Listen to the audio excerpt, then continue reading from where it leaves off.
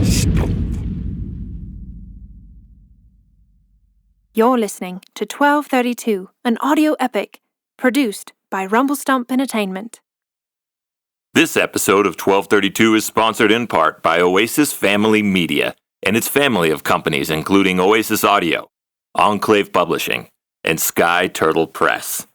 Publishers of the forthcoming epic Edmund Spenser's The Fairy Queen, rendered in modern prose by Rebecca K. Reynolds and illustrated by Justin Gerard.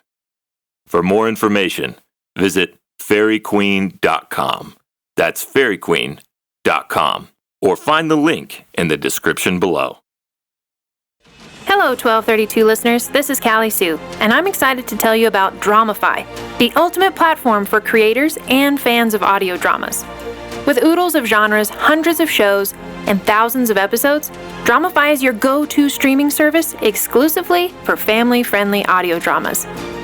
Whether you're a devoted listener or a creator of a family-friendly masterpiece, Dramify has something for you.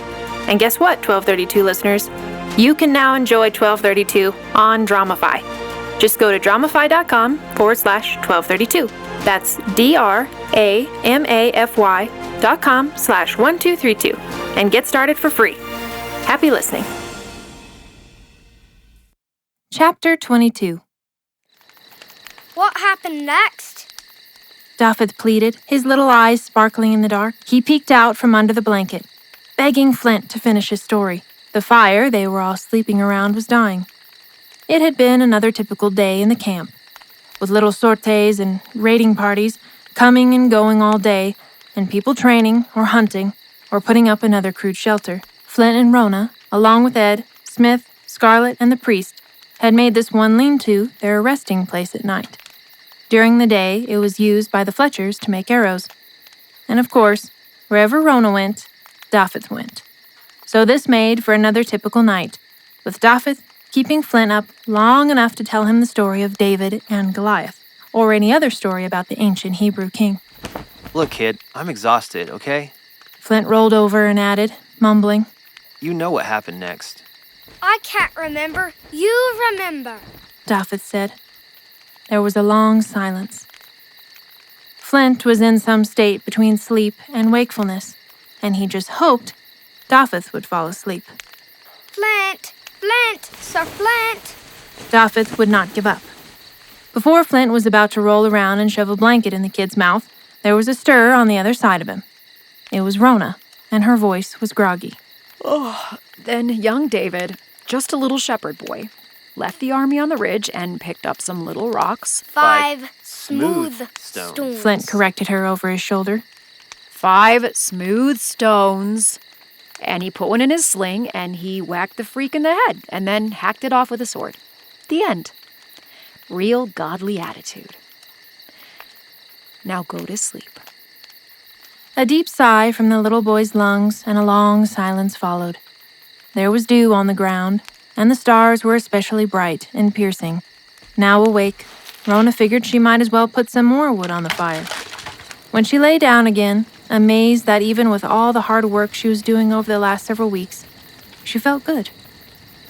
She closed her eyes. Lady Rhona, wake up. Dafydd's little voice whispered. Yeah? She replied, now looking through a hole in the roof at the stars. Is the story of young David and the big giant really true? His question seemed to take up all the rest of the room in the lean-to. Rhona wanted to humor him. Well, it's in the Bible. She said this very matter of fact, the way her father had always said it. I know it's a good story, but is it true? Dafydd persisted. Now Rhona was caught. She didn't believe the Bible was anything, really. There was something for the historical record and all that. But as for whether the stories in the Bible were real, about God actually intervening in the lives and affairs of men, she was completely at loss for an answer. I've never even given it a second thought. It's just a book. Leave it to a 6-year-old. I don't know. What do you think? Counter-question was the best she could do. If it's not, there's no door to heaven. The little boy said this and sniffed. I'll never see my father. He broke off in little sobs that sounded so lonely and sad. Rhona sat up and reached over, pulling Dafydd into a hug. Well, there's nothing wrong with believing it's true, okay? What do you got to lose, huh? She said comfortingly, patting his back. He sniffed and got his crying under control and crawled back into his bed. I would lose everything, he said in a low voice, and lay quiet. He couldn't see Rhona's furrowed brow. She lay down and tried to sleep. He had to grow up sometime and face the truth, like she had. Sooner or later, we all figure it out. No Santa, no fairy tales, no heaven. Or at least, it doesn't matter near as much. Just gotta make it through this life the best you can. It's a cruel world. Rhona kept repeating this over and over in her mind. But when she did eventually get to sleep, she dreamed of Karn's funeral repeatedly. And sometimes it was her mother lying there instead. Then Karn would be there, looking in her eyes, telling Rhona there was hope. But it always ended with a black curtain falling over the entire scene, and Rhona was alone in a big, empty theater, holding what looked like a Bible, but with blank pages. It's a cruel world. Flint didn't sleep either. He listened to their conversation and felt like he should reassure Dafydd that the Bible was absolutely true. But he couldn't bring himself to say it, because in his heart, he didn't know. I want it to be real, true. I mean, I want to be sure about it. But what if it's not? I guess it's not too bad of a risk, really, if it's not true. They were all awakened by the warning alarm. For a few moments, the three of them sat there, trying to wake up. The bell kept on clanging, seeming to be right beside their heads. Rhona grabbed Dafydd's hand and jerked him out of bed. Do you have your knife? She asked him. Yes. He said, holding it up to her. Flint was up, feeling around for his bow. Rhona slept with hers beside her and tied on her long knife quickly, pulling her leather jacket over her shoulders. Let's move. Turning down the hill to the trench, she was assigned to defend, with several others, nearest the horses. Flint's station was uphill. He took off running, becoming another starlit silhouette in the woods. When Rhona and Dafydd got to their post, they were the first ones there.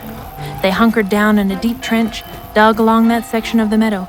Before long, Scarlet and 2 more archers dropped into the trench with them, followed by some knifemen, making 10 total.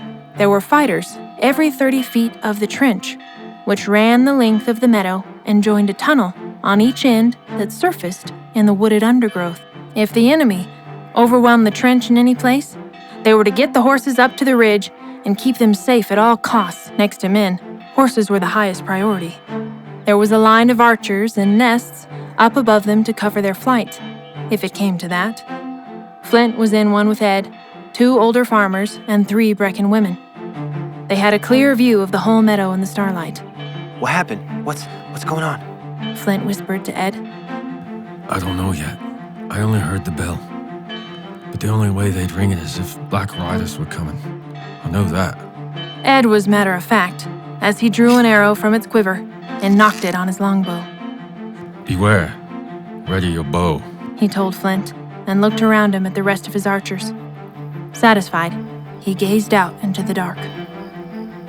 Flint's mind was racing. Were they coming? When? He tried very hard not to breathe too loud, but his heart pounded in his chest. He absently rubbed his eyes. His eyesight was so poor. Then they saw what they were all looking for. Hundreds of tiny twinkling lights across the meadow appeared in the trees. Ed gave the order to shoot. Flint decided that the sound of hundreds of arrows in flight in the dark was a lot more unsettling than bombs going off. He aimed high and let his arrow loose into the night sky, losing sight of it. But from the other side of the meadow came the most frightening sight of all. Wave upon wave of flaming arrows came flying through the night sky toward them as the trees across the meadow turned into a wall of flame. In the next minute, the forest and the meadow's grass was on fire. There were cries at the camp and the sounds of battle further down. Edward turned toward Flint with a panicked expression. How can the woods be burning? It is too wet. This is no ordinary fire. Black Riders were already at the trench at the meadow's edge, where Ed was concentrating his archers. The horses were galloping up the hill in a wild dash. 1 or 2 horses carried riders, but the rest were loose. Flint watched the Black Riders in pursuit. Ed dropped 2 of them, and their horses joined the stampede. All the horses, frantic in their flight from the fire, ran through the line of archers and disappeared over the ridgeline. The remaining Black Riders turned back, one carrying a captive. Rhona, you better be alive when this is over. You better stay alive. Flint thought for a fleeting second. Ed left the cover of the archer's nest and took off running into the camp, calling for the others to follow. They weren't much use where they were anymore. Flint charged downhill in the dark, trying not to trip over his bow or lose his glasses. But he did fall, hard, and on some rocks, and felt the blood from his knee running down his leg. There was too much at stake. He kept on running, but he had lost Ed. He got to the camp and saw Black Riders hacking through it, burning what they could and killing mercilessly. Flint feared for the people still in camp, but he froze. He stood there, fumbling with an arrow, finally raising the bow and shakily drawing the string. Missing his target, he started the fumbling all over again. He was in a panic. Every time he looked up, he saw the Black Riders come closer, doing more damage. At last, his mind snapped out of it when he saw a Black Rider, his red horse taking on an eerie look in the firelight, grab a woman from the ground and throw her over his horse's neck. No! Flint said, and knocked another arrow. He took a deep breath, aimed, and released. It hit the man in the arm, but he kept riding. The woman was lost. No one knew which way to turn. The woods were now ablaze with a terrible wildfire. As the smoke thickened around him, Flint started seeing things. First, the fire would change from orange to blue to green. Images appeared in the flames, faces of people he knew. He saw his father running toward him. It was so real. Flint cried out to him. Then the fire was back to reality, and Flint had a throat full of smoke, choking. He became disoriented, but as soon as he got down below the smoke, the hallucinations receded. Ed was right. This is no ordinary fire. Rhona, Dafydd, and Scarlet, with the other fighters, were horseback as soon as they saw the lights in the distance. They cut the horses loose from the picket line and were driving them up the ridge, halter ropes dragging. Then the first wave of flaming arrows descended with a mighty rushing sound. One of the knife men was hit and screamed in pain as he fell from his horse, burning.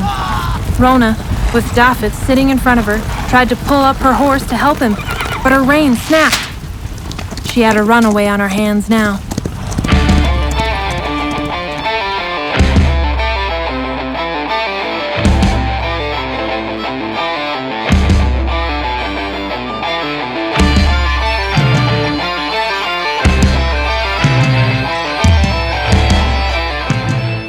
You've been listening to episode 21 of 1232, produced by RumbleStump Entertainment. Written by Callie, Sioux, and Cheyenne Belle. Narrated by Callie, Sioux. Today's voice talents include Mike Darling as Smith, Robyn Cage as Rhona Thatcher, Corey Keller as Flint Thatcher, Kaelyn Landry as Dafydd, and Garrett Goodlow as Edward. This episode was mixed and engineered by Jet Black, with editing and sound design by Casey Caballero Sounds. Music by Callie, Sioux, and Jet Black. Mastered by Zach Bryant, 9 Moon Mastering, with cover art by Niall C. Grant. This episode was made possible by our generous and incredible supporters through Kickstarter and our Patreon members. You know who you are. To our knights, our bards, our Welsh Bowmen, wizards, and chieftains, thank you. Continue the adventure in episode 22.